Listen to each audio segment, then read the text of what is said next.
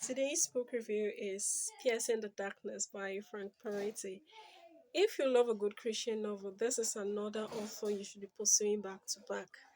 The book is about a woman, Sally Beth Rowe, who dabbled in some kind of occultic activities. And initially, she didn't know. She joined a center they called an organization they called Omega Center. They used to teach people how to interact with their inner selves, learn to calm their inner selves, and find peace. And because she was a troubled young woman, she found solace with these people. Not until she realized the things they were doing. And she became possessed at some point, and the demon made her kill her baby. So Sally wanted out. But these people wouldn't let her, so she ran. And when she ran, she took a book that had the names of all the high ranking people that were members of that organization. She took a lot of evidence and fled.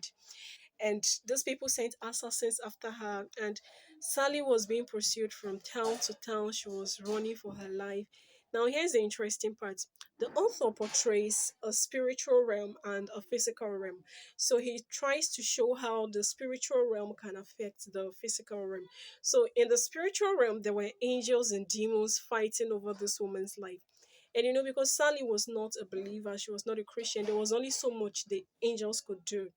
But because God needed her in the bigger scheme of things, they kept her and they shielded her. There were times that she came so close to death, but they shielded her and the angels guided her into a town that was Christian dominated, hoping she would find help.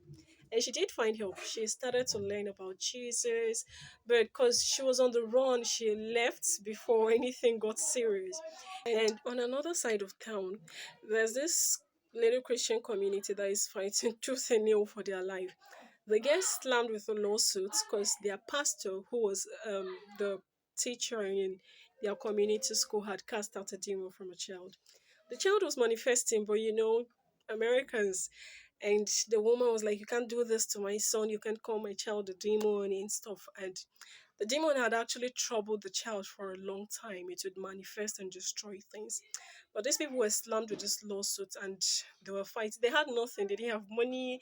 And the Omega Center took up this case personally and they were attacking on all ends, and these people were losing the battle. But Sally had the evidence they would need to win this battle.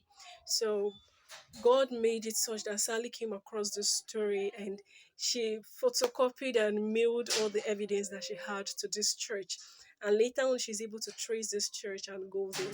The church is able to win the lawsuits, or rather, the Omega saying they withdraw the case, and Sally is able to find a home with those people and they accept her. It's really a thrill. Another thing the book points out is prayer, because there were times when the saints, which were the Christians, they were weak to pray, or something was troubling them and they couldn't pray. And at such times, the angels found themselves constantly losing the battle. But the times when the Christians came together to pray, it was wow. There was massive victory. And so it goes without saying as Christians that pray without season. So it was really an amazing read. And if you love a good thrill, this is also your catch. Yeah, I think you should read it too.